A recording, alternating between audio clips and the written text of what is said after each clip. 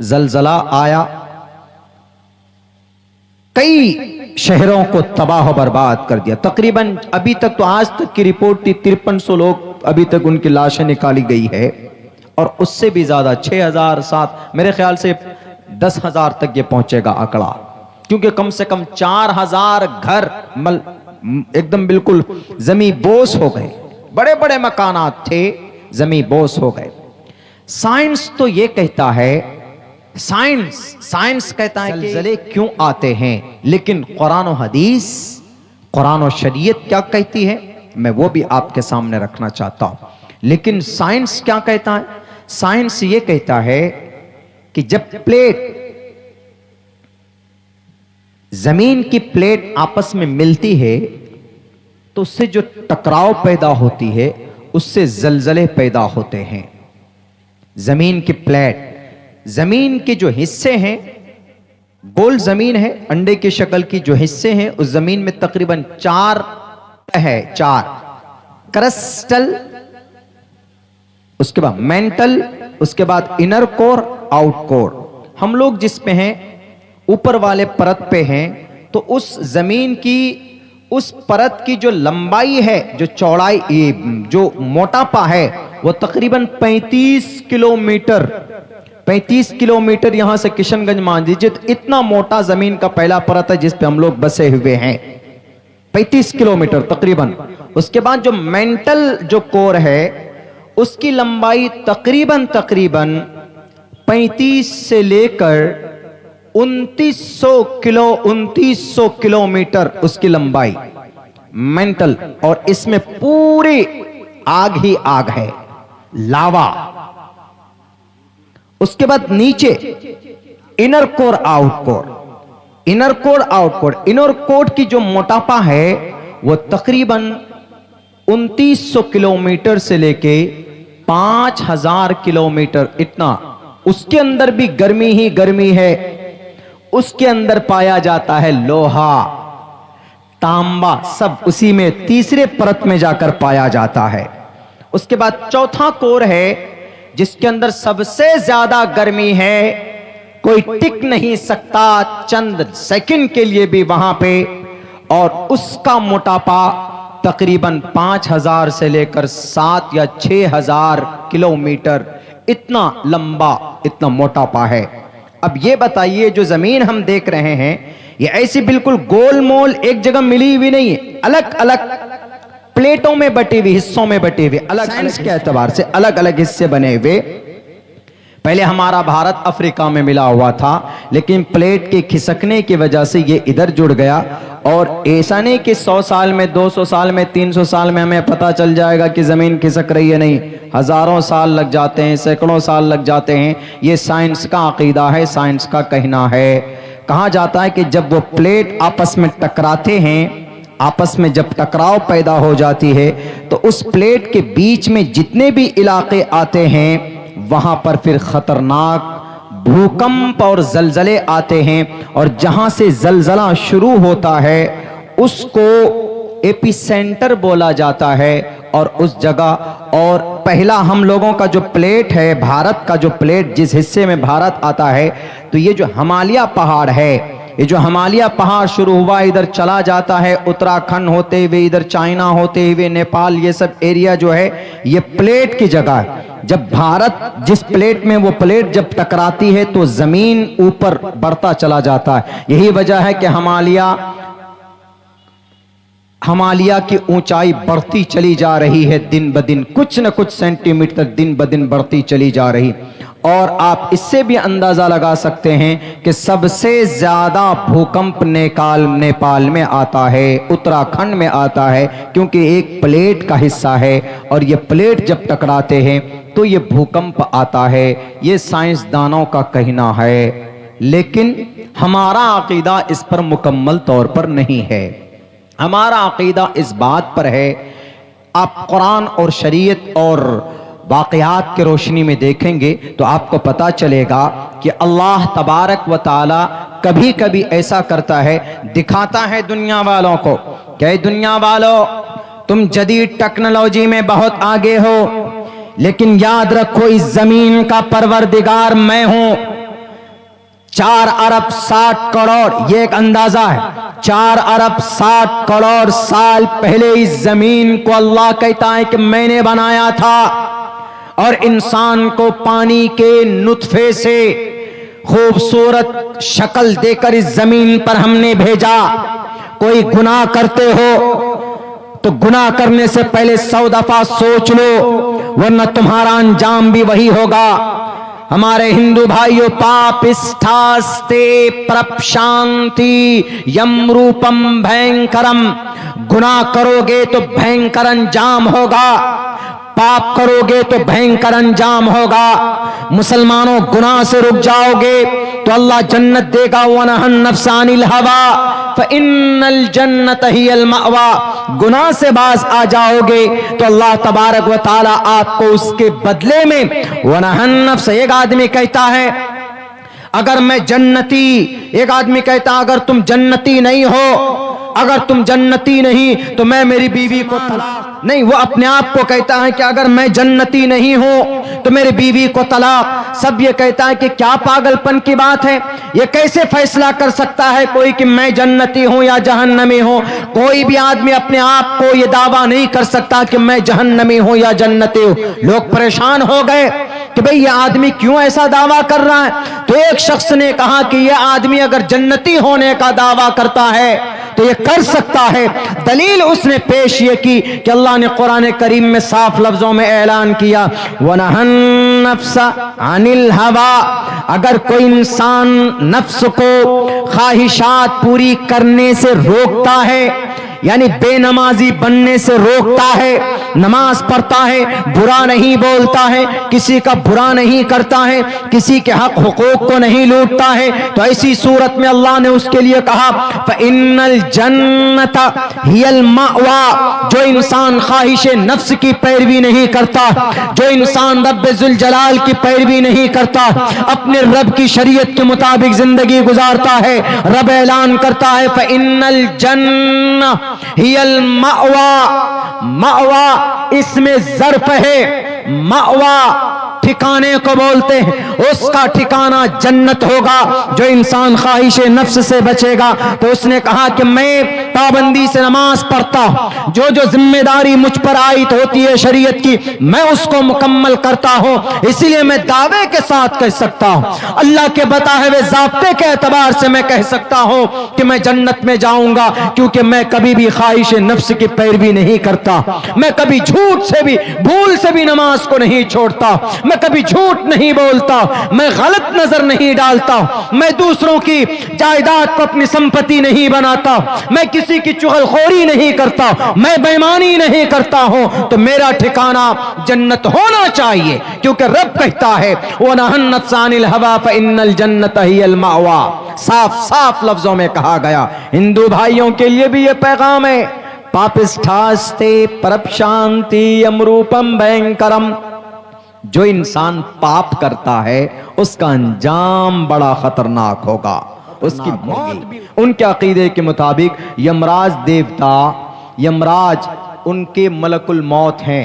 यमराज, यमदूत बोलते हैं ना कि अरे तू यमराज को लेकर आ जा, मैं नहीं डरता।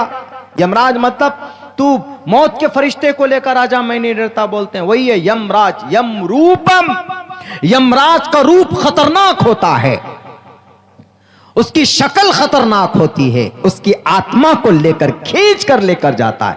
बड़ी नेतागिरी करता था दुनिया में, चल उसको जाकर नरक में डालता है। फिर यहां ये बाबा जी बोलने लगे कि मुसलमान नमाज पढ़ता है और नमाज के बाद सारी चीजें जायज, नमाज के बाद सारी चीजें जायज। बेवकूफ, थोड़ी सी रिसर्च कर लेते। गुरुजी आओ मेरे यूकेजी क्लास में, हमारे यूकेजी का बच्चा बता देगा कि नमाज पढ़ने का सबसे बड़ा फायदा क्या है। नमाज पढ़ने का सबसे बड़ा फायदा यह है, इन्नस्सलात तन्हा अनिल फहशाई वल मुनकर, जितनी भी बुराइयां हैं दुनिया की, जितनी भी बुराई है, तन्हा, नहा यन्हा, तन्हा नह्युन, माना नहीं, रोकना, रिमूव करना, not allowed to do. After this command of Allah सुब्हानहू व तआला, बेशक नमाज बेहयाई बुरी बातों से रोकती है।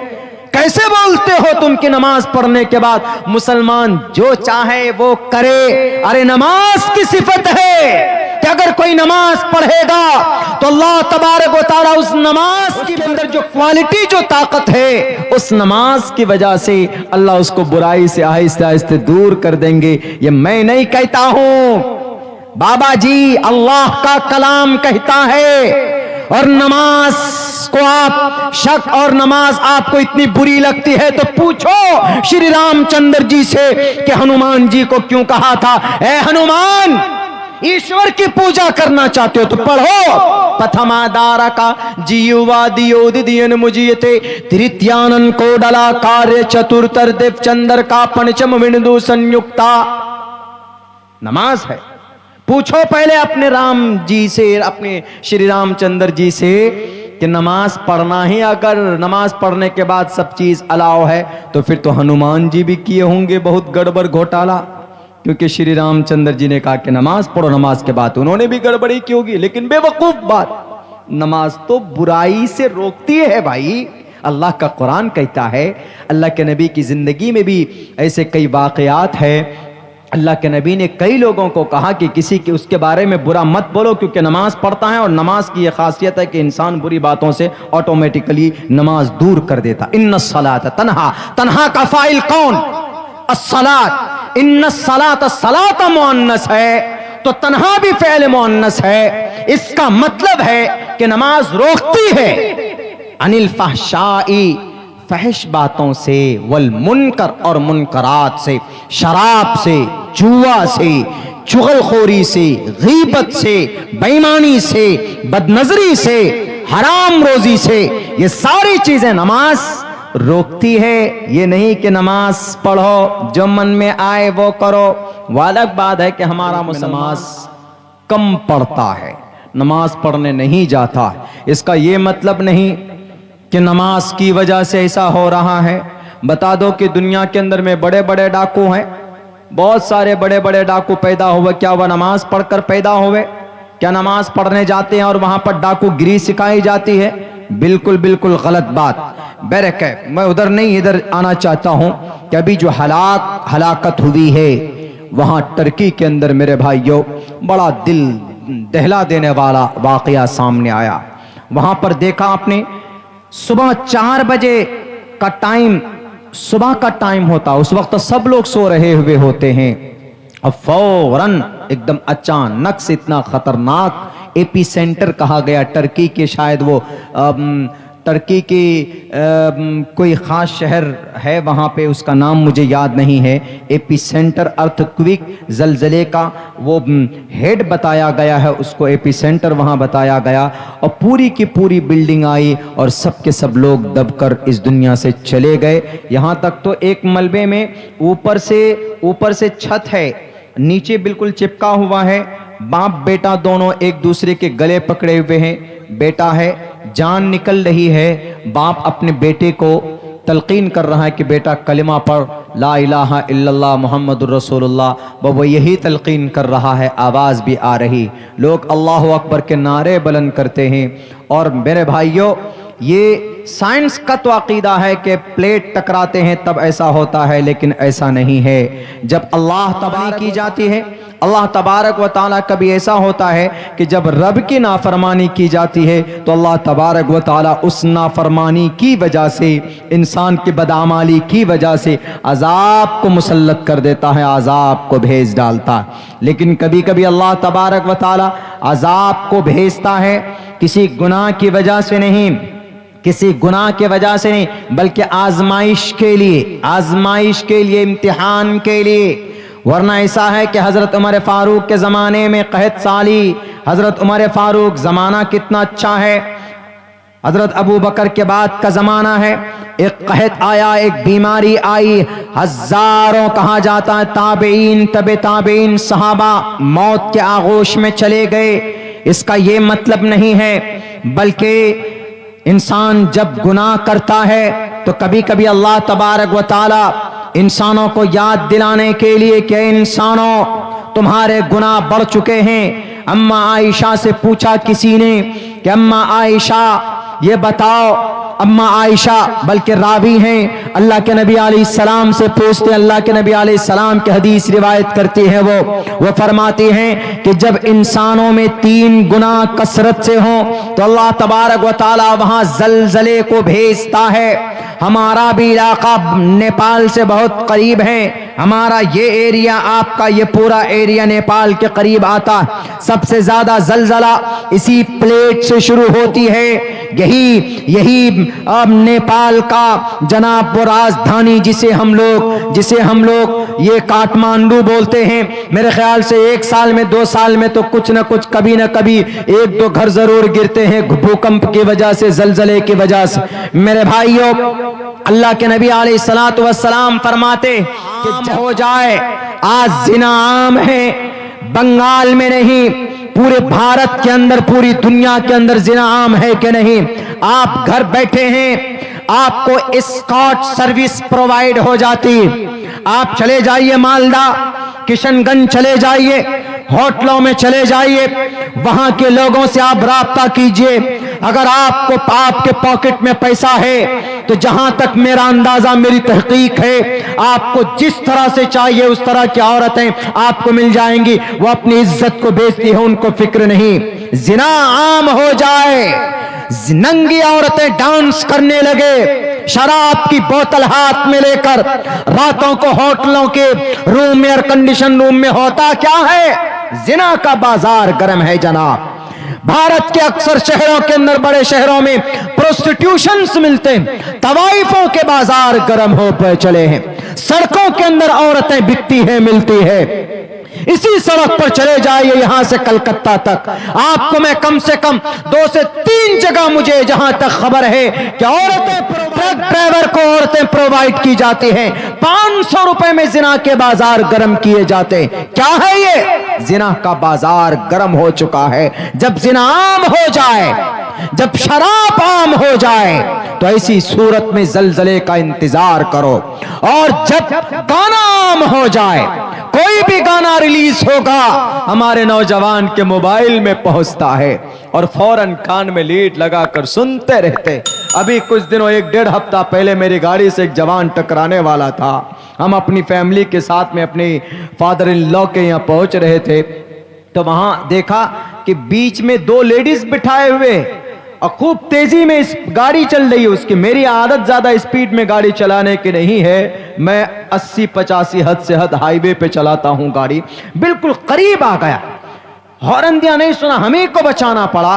जब थोड़ा आगे निकले तो देख करके जब गौर से देखा तो उसके इस कान में भी ईयरफोन, इस कान में भी ईयरफोन था। मेरा तो मन किया कि गाड़ी आगे लगाकर उसको 2-3 थप्पड़ मारूं मैं उसको, बेवकूफ को, कि बाइक चलाते हुए ईयरफोन लगाकर गाना सुनते हो, पीछे से कोई ट्रक ड्राइवर अगर तुमको उड़ा दिया तो उस वक्त तो तुम ऊपर जाकर सुनते रहोगे गाना। ऐसा हो गया गाना ईयरफोन लगाकर। बहुत ज्यादा शौक है आपको गाना सुनने का, इजाजत नहीं देता हूं मैं आपको सुनने के लिए, बहुत ज्यादा शौक है। कान में ईयरफोन लगाकर गाड़ी पर बैठकर क्यों सुनते? गुनाह का काम है, मैं तो अलाउ नहीं करूंगा, लेकिन सुनने का है तो एक जगह कहीं पर बैठकर 2 मिनट सुन लो, उसके बाद तुम आगे जाओ। लेकिन जनाब गाड़ी पे एकदम ईयरफोन लगाकर, हेलमेट का पता ही नहीं। नौजवान हमारे हेलमेट लगाते नहीं, गाड़ी पे बैठे एकदम बिल्कुल 100 और 85 90 से ऊपर की स्पीड में एकदम पूरे एक्सीलेटर दबा देते हैं। गाड़ी में जितनी जान होती, जितनी ताकत होती है, उड़ती रहती है बेचारी, वही जाकर के कहीं ना कहीं ठुक जाते हैं, हाथ पैर सब टूट जाता है। ये सब चीजें ऐसी हैं कि आराम से चलाएं, सिक्योर होकर चलाएं, तो आपकी जिंदगी भी अच्छी रहेगी, महफूज रहेगी, आपको जानी नुकसान भी नहीं होगा और कोई प्रोटोकॉल भी नहीं टूटेगा। न हेलमेट लगाते हैं जो 4 व्हीलर चलाने वाले हैं, न वो सीट बेल्ट लगाते हैं। मैं